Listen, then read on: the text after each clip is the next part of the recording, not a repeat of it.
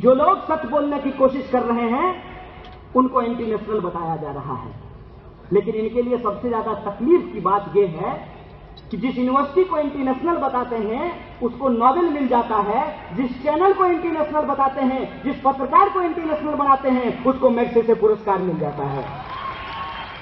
मोदी जी के पुराने भाषण को सुनिएगा।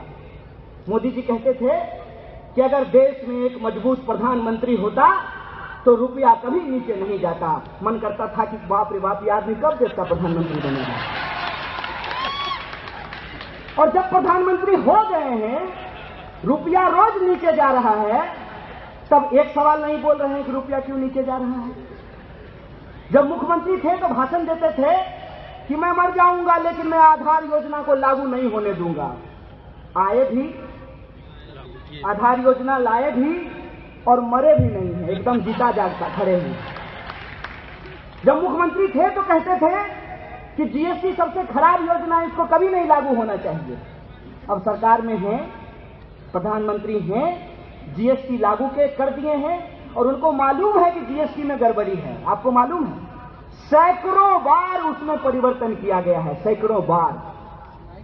सरकार खुद बजट लेकर के आती है और कहती है कि कॉर्पोरेट टैक्स लगाने से देश को फायदा होगा, इसीलिए हमने कॉर्पोरेट टैक्स लगाया है। और जब मंदी आती है तो चुपचाप जो फाइनेंस मिनिस्टर हैं चुपचाप कॉर्पोरेट टैक्स को घटा देते हैं, देश को पता नहीं चलता है। अरे अपनी बात पे तो टिके रहते।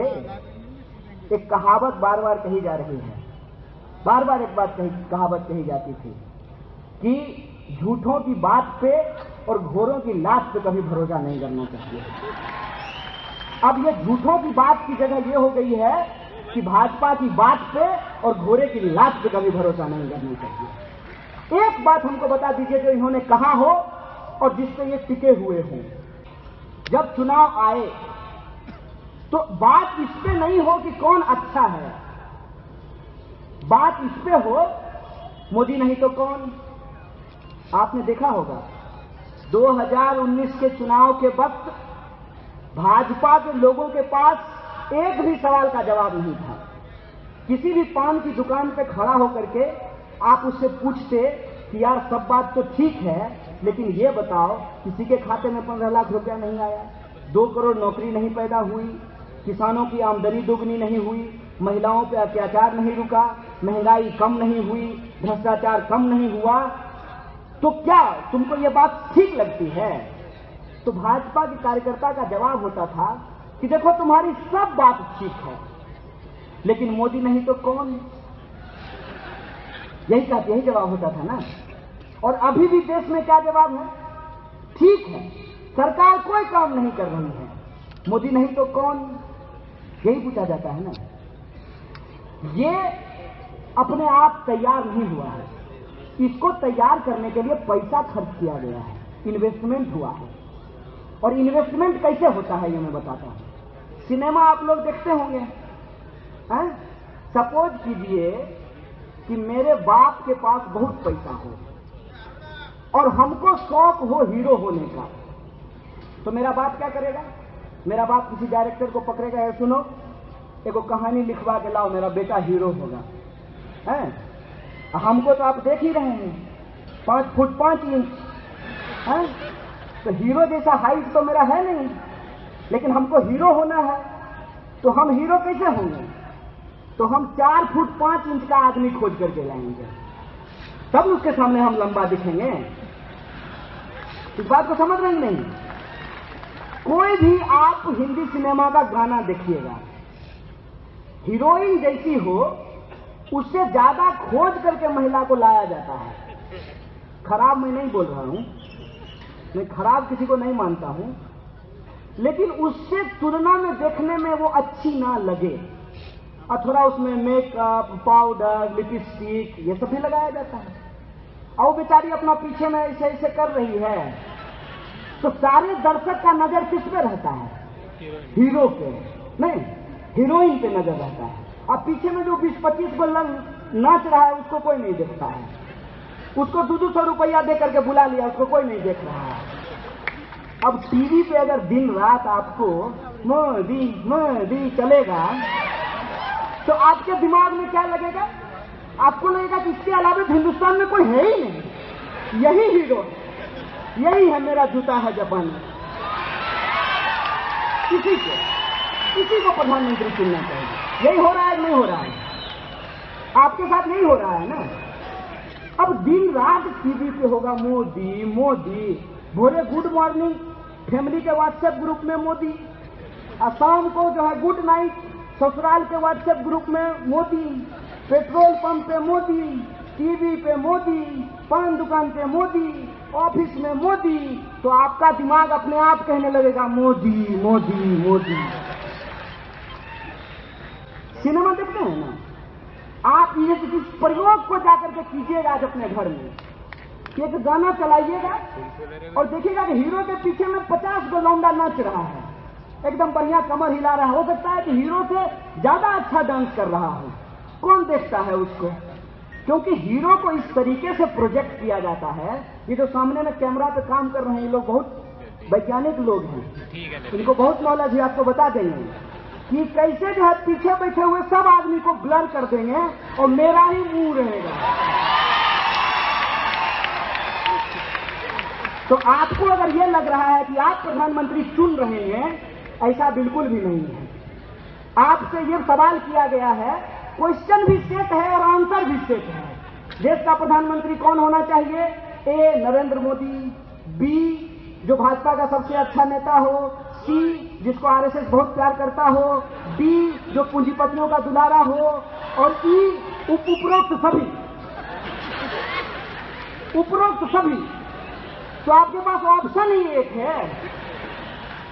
और आप हमको बताइए, ये हिंदुस्तान है, कश्मीर से लेकर के कन्याकुमारी तक जब आप चलेंगे ना, तो इतनी भाषाएं हैं जितना आपका उम्र नहीं होगा। कितना उम्र होगा ज्यादा से ज्यादा आपका?